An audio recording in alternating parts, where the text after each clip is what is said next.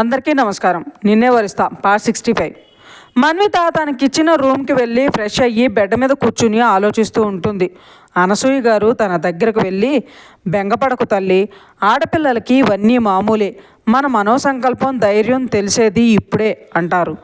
మన్విత ఆవిడ్ని చూసి పైకి లేస్తుంటే, కూర్చో తల్లి అని, నీకు ఇక్కడ ఏమైనా ఇబ్బందిగా అనిపిస్తే నాకు చెప్పు, ఇద్దరు ఉన్న ఒక్కరి పెళ్ళి కూడా ఘనంగా చేయలేకపోయాం అనే బాధ తప్ప ఇంకేమీ లేదు.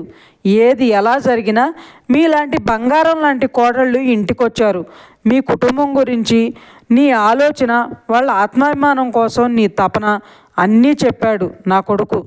కానీ పెంచిన తల్లిదండ్రులు ఏమైపోతే నాకేంటి, నేను ప్రేమించిన వాడితో సంతోషంగా ఉంటే చాలు అని ఇంట్లో నుండి వచ్చేసే అమ్మాయిలు ఉన్న ఈ రోజుల్లో ఇంత చిన్న వయసులో అంత గొప్పగా ఆలోచించిన నిన్ను చూస్తే నాకు ముచ్చటేస్తుంది అమ్మాయి అంటారు తలనిమురుతూ. మన్విత మనసులో, నా స్వార్థం కోసం మిమ్మల్ని అందరినీ మోసం చేస్తున్నాను బామ్మ, ఇంత ప్రేమ అభిమానం నా మీద చూపిస్తున్నారు, కానీ రేపటి రోజున మీరు నా వల్ల చాలా బాధపడాల్సి వస్తుంది బామ్మ అని బాధపడుతుంది. వేదు తన సొంతంగా ఒక కంపెనీ పెట్టాలని, దాని ద్వారా వచ్చే లాభం అంతా ఒక ట్రస్ట్ ఏర్పాటు చేసి దాన్ని నడిపించాలని వాడి ఆశయం. ఆ ఆశయం కోసమే చదువు అవ్వగానే ఇక్కడ కంపెనీ పెట్టి లండన్లో పెద్ద చదువు చదవాలని వాడి కోరిక.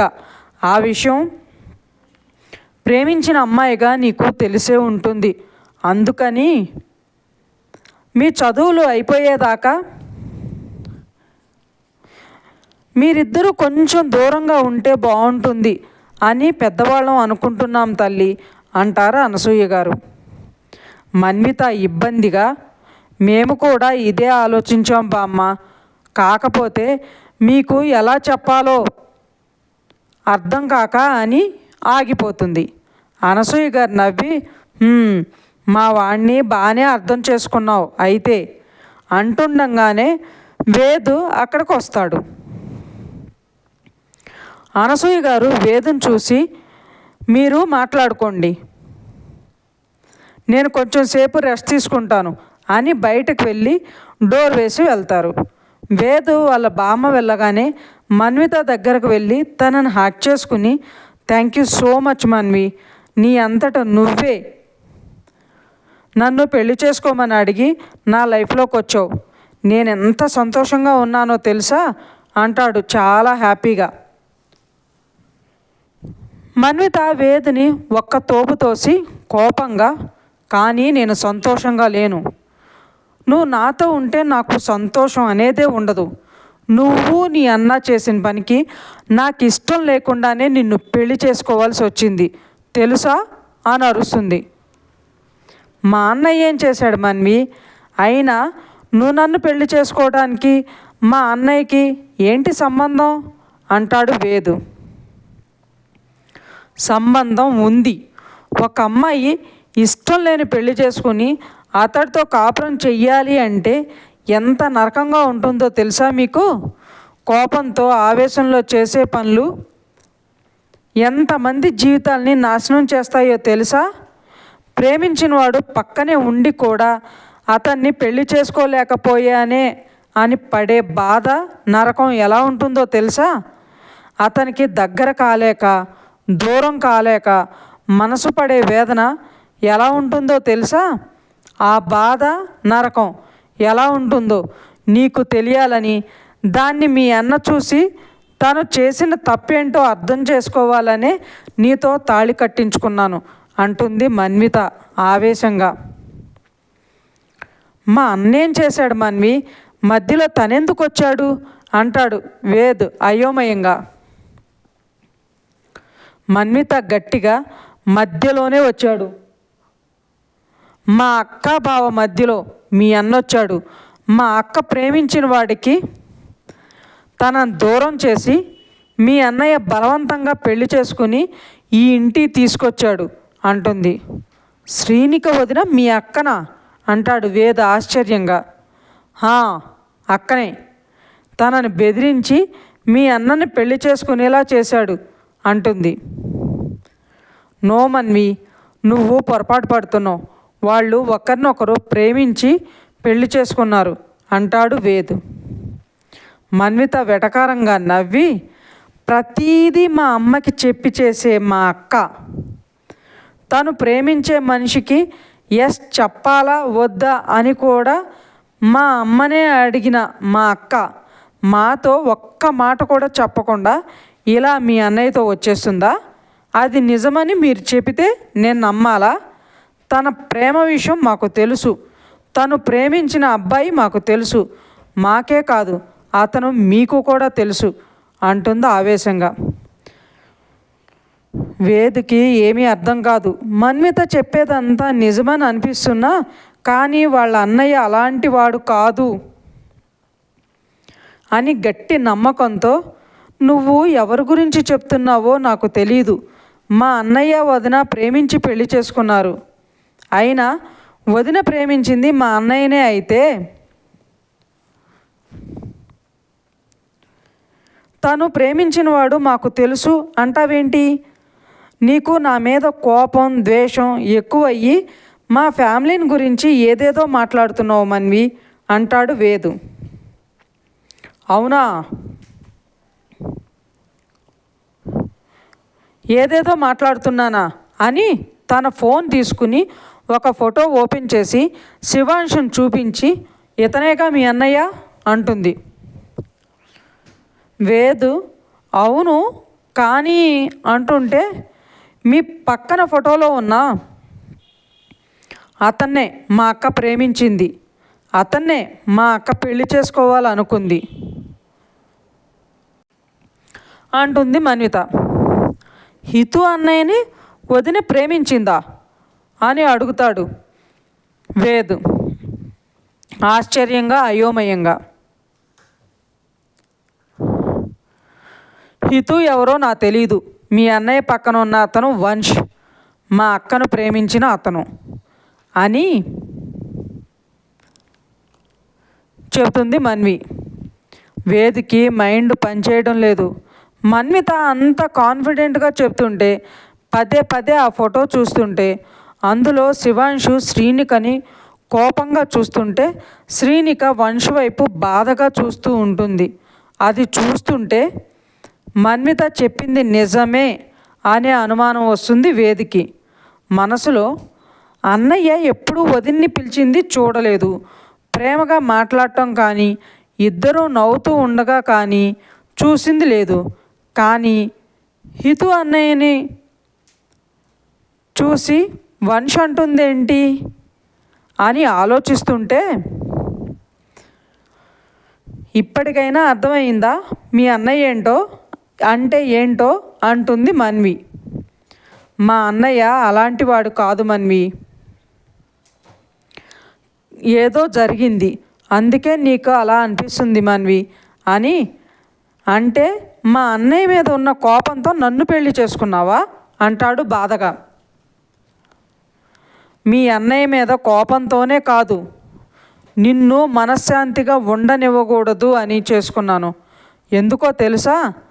నువ్వు ప్రేమించిన అమ్మాయి ఇష్టాలతో పని లేకుండా తను ఏ పరిస్థితుల్లో ఉందో కూడా చూడకుండా గూడెంలో తనకి దగ్గరయ్యావు. అంత జరిగిన తర్వాత ఆ విషయమే తెలియనట్టు తిరుగుతున్నావు. ఒక్కసారైనా జరిగిన తప్పు గురించి నా దగ్గర మాట్లాడాలని ట్రై చేశావా అంటుంది ఏడుస్తూ. వేద్కి ఇది పెద్ద షాకు. మన్విత చెప్పిన దగ్గరయ్యావు అనే మాట దగ్గరే ఆగిపోతాడు. మన్విత ఏడవడం చూడగానే వేద్ తేరుకుని తన దగ్గరకు వెళ్ళి తన చెయ్యి పట్టుకుని, మన్వి ప్లీజ్ ఏడవకు, అసలేం జరిగిందంటే అని చెప్పబోతుంటే మన్విత చెయ్యడ్డం పెట్టి, మా అక్క మా అమ్మ దగ్గర, నేను మా నాన్న దగ్గర ఏది దాచిపెట్టకుండా చెప్తాం. అలాంటిది నీ వల్ల నేను, మీ అన్నయ్య వల్ల మా అక్క ఇద్దరం వాళ్ళని మోసం చేసిన వాళ్ళలా బాధపడుతున్నాం. గూడె నుండి వచ్చిన తర్వాత పెళ్ళి అనే ఆలోచన నా మనసులో నుండి తీసేశాను. జీవితాంతం ఒంటరిగా బతకాలని నిర్ణయించుకున్నాను. మా నాన్నకి చెప్పలేక, నా మొహం ఆయన్ని చూపించలేక ఎంత నరకం అనుభవించానో నాకు మాత్రమే తెలుసు. నీ అంతట నువ్వే మన మధ్య జరిగిన తప్పు గురించి మాట్లాడి పెళ్లి విషయం తెస్తావని చూశాను. కానీ నువ్వు నీకేం తెలియనట్లు అసలు మన మధ్య ఏం జరగనట్టు బిహేవ్ చేస్తుంటే నాకు పిచ్చి లేసింది. అందుకే జీవితంలో నిన్ను చూడకూడదు, నీతో మాట్లాడకూడదు అని అనుకున్నాను. బట్ మొన్న హెల్త్ అప్సెట్ అయినప్పుడు చాలా భయపడ్డాను. మా నాన్నకి మొహం చూపించలేనని రాత్రంతా ఏడుస్తూ కూర్చున్నాను. అదే రోజు నీ వాట్సాప్ స్టేటస్లో నువ్వు పెట్టిన ఫోటోలో మా అక్కను చూశాను. అప్పుడే డిసైడ్ అయ్యాను నిన్ను పెళ్లి చేసుకోవాలని. అందుకే నాకు ఇష్టం లేకపోయినా నా అంతటా నేనే నిన్ను పెళ్లి చేసుకోమని అడిగాను అని చెబుతుంది మన్వి. అంటే నువ్వు ఇప్పుడు ప్రెగ్నెంటా అంటాడు కొంచెం హ్యాపీగా. తెలీదు, నేను చెక్ చేసుకోలేదు. ఒకవేళ అదే నిజమైనా నాకు తెలియకుండా జరిగిన తప్పుకి నా చేతులతో ఆ బిడ్డను నేను చంపలేను. అప్పుడు నా ఆలోచనలన్నీ మా అక్క చుట్టూనే తిరిగాయి అంటుంది మన్వి. ఆ రోజు ఏం జరిగిందో నిజంగా నాకు గుర్తులేదు మన్వి. నాకు మెలకు వచ్చేసరికి అక్కడ వాళ్ళ హెల్ప్తో నువ్వు అక్కడి నుండి వచ్చేసావు అని చెప్పారు. ఆ తర్వాత నీతో మాట్లాడదామంటే అమ్మ హెల్త్ బాగాలేక ఇంటికి వచ్చేసాను అంటాడు వేద్ బాధగా. ఇప్పుడు నువ్వేం చెప్పినా నేను వినే పరిస్థితుల్లో లేను. తమరు ఇంకా వెళ్ళొచ్చు అంటుంది మన్వి. మనం హాస్పిటల్కి వెళ్దాం మన్వి. నువ్వు ప్రెగ్నెంట్ అయితే దానికి తగ్గట్టు మన స్టడీస్ని ప్లాన్ చేసుకుందాం. నిన్ను జాగ్రత్తగా చూసుకుంటా అంటాడు వేద్. నీ ప్రేమ ఆప్యాయతల కోసం నేను నిన్ను పెళ్లి చేసుకోలేదు. నేను పడ్డ బాధ నువ్వు పడాలని చేసుకున్నాను అంటుంది మన్వి కోపంగా. నా ఎదురుగా నువ్వు ఉంటే చాలురా, నీకోసం నేను ఎన్నైనా భరిస్తాను. నీకు మన బేబీకి ఎటువంటి ప్రాబ్లం రాకుండా చూసుకుంటాను.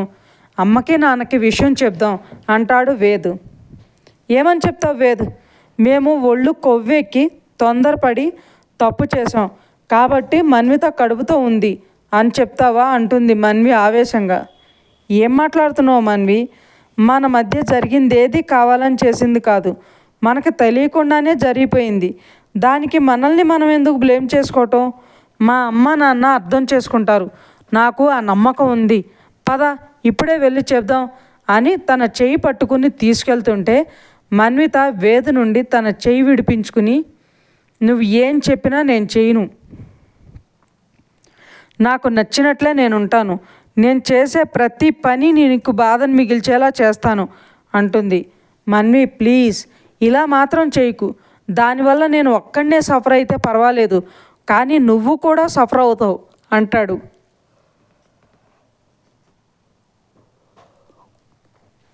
అవనివ్వు, మా అక్క పడుతున్న బాధ నువ్వు పడాలి. అది మీ అన్న చూసి తను చేసిన తప్పేంటో అర్థం చేసుకుని మా అక్కని క్షమించమని తన కాళ్ళు పట్టుకుని అడగాలి. మా బావతో తన పెళ్లి చేయాలి అంటుంది మన్వి కోపంగా. నీకు ఎలా చెప్తే అర్థమవుతుంది మన్వి? నువ్వు బాధపడటమే కాకుండా అందరినీ బాధ పెడుతున్నాను అంటున్నావు. కావాలంటే నన్ను ఎన్నైనా బాధలు పెట్టు, భరిస్తాను. ఎందుకంటే నిన్ను పిచ్చిగా ప్రేమించాను కాబట్టి. నీకోసం ఏం చేయమన్నా చేస్తాను. నిన్ను వదులుకోవటం నాకు ఇష్టం లేదు కాబట్టి. నీకు నువ్వుగా నా ప్రేమను గుర్తించి యాక్సెప్ట్ చేసేంత వరకు వెయిట్ చేస్తాను. ఎందుకంటే నిన్ను బాధ పెట్టడం ఇష్టం లేదు కాబట్టి. బట్ మా అమ్మ నాన్న బాధపడితే మాత్రం నేను చూడలేను. మా నాన్న ఎప్పుడూ ఫ్రెండ్లా ఉంటాడు మాతో. మాకు ఏది నచ్చితే అదే తనకు కూడా నచ్చేలా మార్చుకుంటాడు. మా చదువు విషయంలో తప్ప ఇప్పటి వరకు నాన్న మాకెప్పుడూ నచ్చంది చేయలేదు. తనకు ఆరోగ్యం బాగాలేకపోయినా మా అమ్మ కోసం మా కోసం చాలా కష్టపడేది. తన బాధ చూడలేక తన కోసం మేమే అమ్మకి ఇష్టం లేకపోయినా హాస్టల్లో ఉంటూ చదువుకుంటూ వచ్చాం. నానమ్మ తాతయ్య మాకెప్పుడూ సపోర్ట్గా ఉంటూ కోడల్ని కూతుర్లో చూసుకున్నారు. ఇంకా అన్నయ్య విషయానికి వస్తే నాన్న అమ్మని చూసుకుంటుంటే ఆయన్ని ఇబ్బంది పెట్టకుండా నాకు చెల్లికి అన్నీ తనే అయ్యి చూసుకున్నాడు. చిన్న వయసులోనే తను చదువుకుంటూ నాన్న బిజినెస్ హ్యాండిల్ చేయటం స్టార్ట్ చేశాడు. అన్నీ చేసేది అన్నయ్యనే అయినా ఏ రోజు తన అందరి ముందుకి రాలేదు. అంత గొప్ప వ్యక్తిత్వం ఉన్న వాళ్ళు అంటాడు వేద్. అంత మంచివాడైతే మా అక్కను ఎందుకు బాధ పెడుతున్నాడు? తను ఇంకొకరిని ప్రేమించిందని తెలిసినా ఎందుకు బలవంతంగా పెళ్లి చేసుకున్నాడు అని అడుగుతుంది. ఎక్కడో ఏదో జరిగింది, మా అన్నయ్య ఏ తప్పు చేయలేదని నేను ప్రూవ్ చేస్తాను, మీ అక్క హ్యాపీగా ఉండేలా నేను చూస్తాను అని చెప్పేసి అక్కడి నుండి వెళ్ళిపోతాడు వేదు. ఇంకా ఉంది ఫ్రెండ్స్. మీకు ఈ స్టోరీ నచ్చినట్లయితే లైక్ చేయండి, సబ్స్క్రైబ్ చేయండి. ఇంతలా ఆదరిస్తున్నందుకు థ్యాంక్ యూ సో మచ్.